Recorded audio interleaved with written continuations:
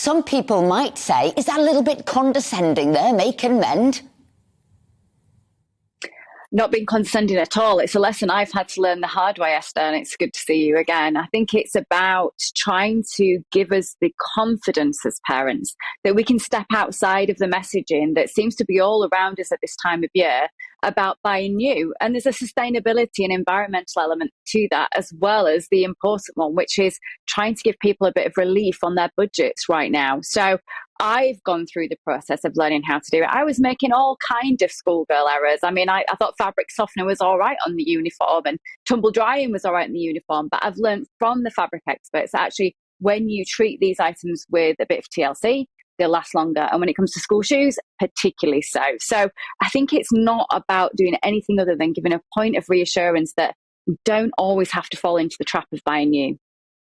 Listen, Kate, you know, I agree with you. You're spot on. I think the other thing is I remember my mum, and most people do that, got me a skirt. My first year senior school, they sort of went down to the ground so it would last forever. Unfortunately, I didn't grow too much, so it remained down to the floor for the rest of my days. But the good thing now, when I went to school, you had to go to the school uniform shops, which were very expensive. Now the supermarkets are doing them, and you can get a bargain, can't you? You can, but actually you will probably know, and it's always worth reminding people that if you buy against the buying cycle, you're always going to get the best deals. And sometimes when we can reach up a little bit in our budget by buying a bargain, but getting quality for that bargain, we can make those things last longer. I've been able to make shoes last longer with some tips from StartRight because they've taught me how to care for those leather shoes, making sure the kids just don't rip them off at the end of the day and unbuckling them and fastening them properly when they jump in puddles, which happens all the time with my son, putting in some crumpled up paper rather than just banging them on the radiator like I used to get that long last.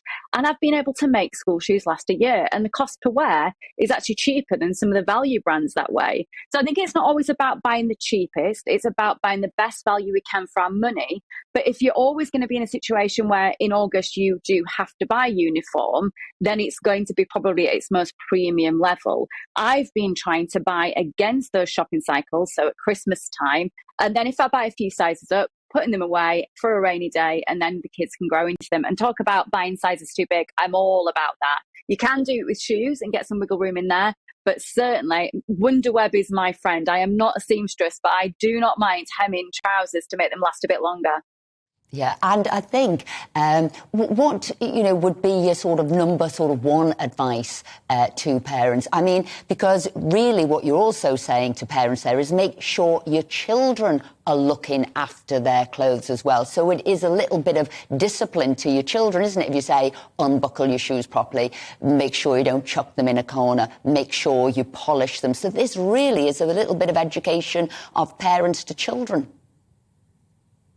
Look, I just want to make a bit of a wider point here, which I think we've got to do so much when it comes to our children's education on the basics and also on finances. We can be really worried that we don't want to overload that pressure, but children can be incredibly responsive to the idea that actually if they understand the value of things, they will help look after it too. And we've gone through that as a family. We've had to talk about money much more recently. They're going to pick up the messages anyway. So that reassurance of explaining what you're doing to try and counterbalance that within your budgets can actually really help them be really responsive and responsible to making things last longer. As I said, there's an environmental and ethical element to it too, because it means that less things end up in landfill.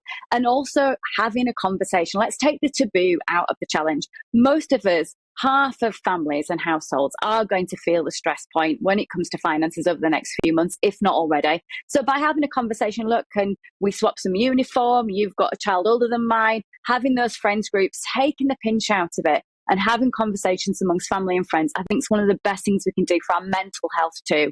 There's no hiding from the fact that costs are rising. So the more we can get inventive, look after things and have conversations about the realism of it all, I think the better. And children can be involved in that too.